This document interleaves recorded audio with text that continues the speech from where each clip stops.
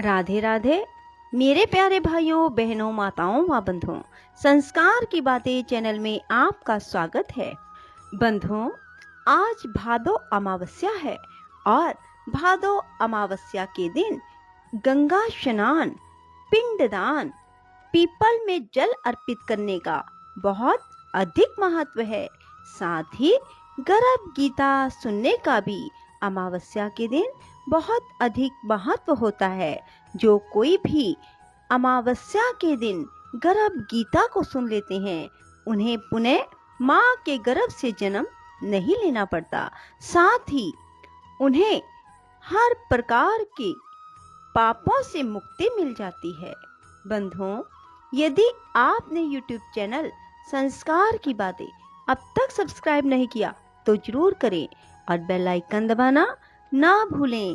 गर्भ गीता को सुनने के बाद कमेंट बॉक्स में राधे राधे लिखना ना भूलें। बोलो कृष्ण भगवान की जय हो।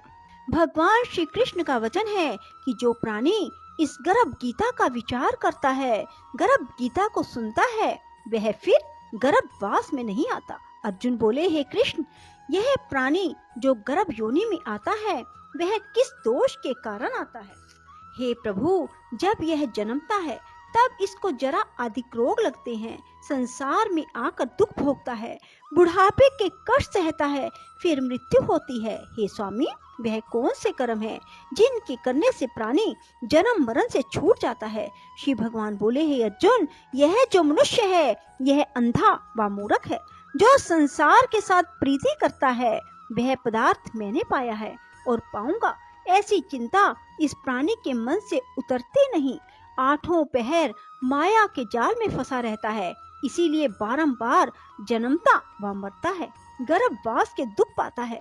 अर्जुन बोले, हे श्री कृष्ण भगवान, मन मदमस्त हाथी की भांति है और तृष्णा इसकी शक्ति है। यह मन 5 के वश में है, काम, क्रोध, लोभ, मोह, अहंकार, और इन 5 में भी अहंकार सबसे बली है। अतः प्राणी को कौन से यत्न करने चाहिए जिनसे मन वश में ही रहे? श्री भगवान बोले, हे अर्जुन, यह मन निश्चय हाथी की भांति है, तृष्णा इसकी शक्ति है, मन 5 के वश में है, अहंकार इनमें श्रेष्ठ है। हे अर्जुन, जैसे हाथी अंकुश से वश में होता है, वैसे ही मन रूपी हाथी को वश में करने को ज्ञान रूपी अंकुश कहते हैं। अहंकार करने से जीवन नरक में पड़ता है। अर्जुन बोले, हे श्री कृष्ण भगवान, कुछ तुम्हारे नाम के लिए वन खंडों में फिरते हैं, कुछ वैरागी हुए डोलते हैं, कुछ धर्म करते हैं।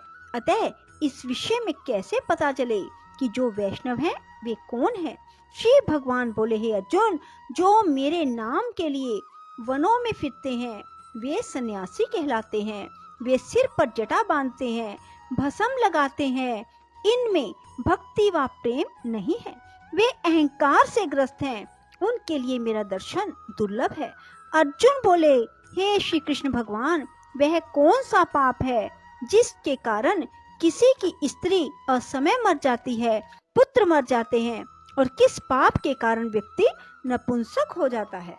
श्री भगवान बोले, हे अर्जुन, जो किसी से कर्ज लेता है मगर देता नहीं, इस पाप से उसकी स्त्री मरती है।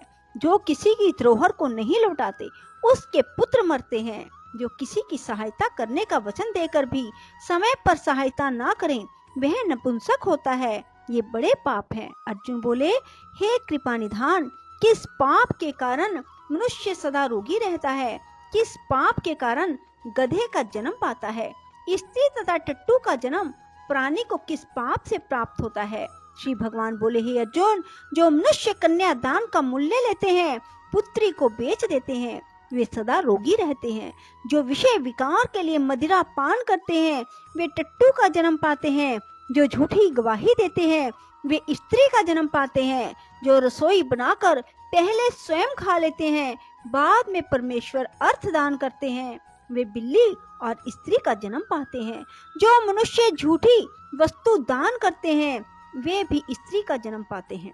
अर्जुन बोले, हे श्री कृष्ण भगवान, इस संसार में जिन मनुष्यों को आपने धन धान्य दिया है उन्होंने कौन सा पुण्य किया है?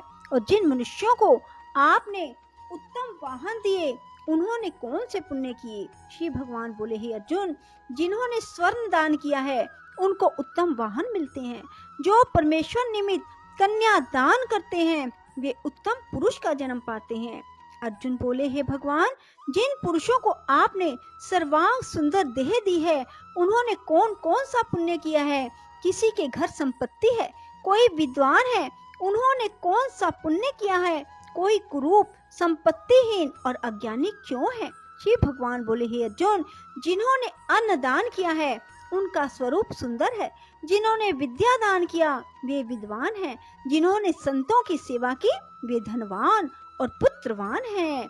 अर्जुन बोले, हे भगवान, प्राणी धन और संसारिक स्त्री सुख आदि सुखों के प्रति मोह क्यों रखता है? श्री भगवान बोले, हे अर्जुन, यह अज्ञान है, क्योंकि धन, स्त्री आदि सुख नाशवान है, केवल मेरी भक्ति का नाश नहीं होता। अर्जुन बोले, हे भगवान, राजपाट किस धर्म से मिलते हैं? विद्या कौन से धर्म से मिलती है? श्री भगवान बोले, हे अर्जुन, जो प्राणी श्री काशी जी में निष्काम भक्ति से तप करते हैं, देह त्यागते हैं, वे राजा होते हैं। जो गुरु की सेवा करता है वही विद्वान होता है। अर्जुन बोले, हे भगवान, किसी व्यक्ति को धन अचानक बिना परिश्रम से मिलता है तो कोई उसे सारी उम्र एकत्र नहीं कर पाता। कुछ लोग रोग रहित होते हैं, उन्होंने कौन से पुण्य किए हैं? श्री भगवान बोले, हे अर्जुन, जिन्होंने गुप्त दान किया है उनको धन अनायास ही मिलता है। जिन्होंने परमेश्वर का कार्य और पराया कार्य संवारा है वो रोग से रहित होते हैं। अर्जुन बोले, भगवान, किस पाप के कारण प्राणी अम्ली होते हैं और किस पाप से कुष्ठी होते हैं?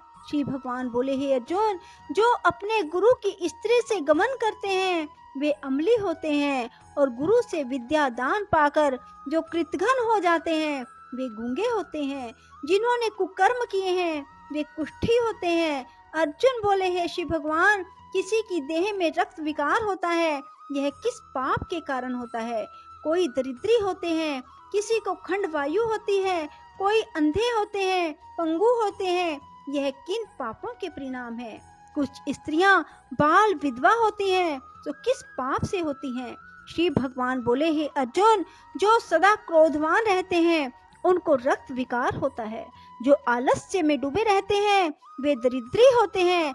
जो कुकर्मी ब्राह्मण को दान देते हैं उनको खंड वायु होती है। जो प्राणी स्त्री को नंगी देखता है, गुरु की स्त्री पर कुदृष्टि डालता है, जिसने गो ब्राह्मण को लात मारी है सो अंधा व पंगु होता है। जो स्त्री अपने पति को छोड़कर प्राय पुरुषों से संग करती है वह बाल विधवा होती है। अर्जुन बोले, भगवान, हे श्री कृष्ण, तुम पार ब्रह्म हो, तुमको मेरा नमस्कार है। पहले मैं आपको संबंधी जानता था पर अब परमेश्वर रूप जानता हूँ। हे पार ब्रह्म, गुरु दीक्षा कैसी होती है? कृपा करके मुझे बताएं। श्री भगवान बोले, हे अर्जुन, तुम धन्य हो, तुम्हारी माता भी धन्य है जिनके तुम ऐसे पुत्र हुए जिसने गुरु दीक्षा पूछी। हे अर्जुन, सारे संसार के गुरु जगन्नाथ हैं। विद्या का गुरु काशी, चारों वर्णों का गुरु ब्राह्मण, ब्राह्मण का गुरु सन्यासी और सन्यासी उसको कहते हैं जो सबको त्याग कर मुझ में रम गया हो, वह ब्राह्मण जगत गुरु है। हे अर्जुन, यह बात ध्यान देकर सुनने की है। गुरु कैसा हो? जिसने सब इंद्रियां जीती हो, जिसको सब संसार ईश्वर का ही रूप नजर आता हो, जिसे कोई मोह ना हो, ऐसा गुरु जो परमेश्वर को जानने वाला हो। प्राणी गुरु रूप में उसे ग्रहण करे जिसकी पूजा सब तरह से करे। हे अर्जुन, जो गुरु का भगत है सो मेरा भगत है। जो प्राणी गुरु सम्मुख होकर मेरा भजन करते हैं उनका भजन करना सुफल है। जो प्राणी गुरु से विमुख है उनको शपथ ग्राम मारे का पाप है। गुरु से विमुख प्राणी का दर्शन नहीं करना चाहिए। जो गृहस्थ गुरु से विमुख हो वह चंडाल के समान है। जिस जगह मदिरा का भांड हो उस स्थान का गंगा जल भी अपवित्र होता है। इसी तरह गुरु से विमुख का भजन भी अपवित्र होता है। उसके हाथ का भोग देवता भी नहीं लेते। उसके सर्व कर्म निष्फल है। कुकर, सूकर, गर्दभ, काक, यह सब योनियों में से सर्प की बड़ी खोटी योनि है। इन सब से भी वह मनुष्य खोटा है जो गुरु नहीं बनाता। गुरु के बिना गति नहीं होती। गुरुहीन प्राणी अवश्य ही नरक को जाएगा। हे अर्जुन, जैसे चारों वर्णों को मेरी भक्ति करना अनिवार्य है, वैसे ही गुरु बनाकर उसकी भक्ति करनी, सेवा करनी योग्य है। जैसे सब नदियों में गंगा श्रेष्ठ है, सब व्रतों में एकादशी का व्रत श्रेष्ठ है, वैसे ही हे अर्जुन, सब सेवाओं से गुरु सेवा उत्तम है। गुरु दीक्षा के बिना प्राणी पशु योनि पाता है। गुरु सेवा अश्वमेध यज्ञ से भी अधिक फलदायी है। अर्जुन बोले, हे श्री कृष्ण जी, गुरु दीक्षा क्या है? श्री भगवान बोले, हे अर्जुन, तुम्हारा जन्म धन्य है जो तुमने ये प्रश्न किया।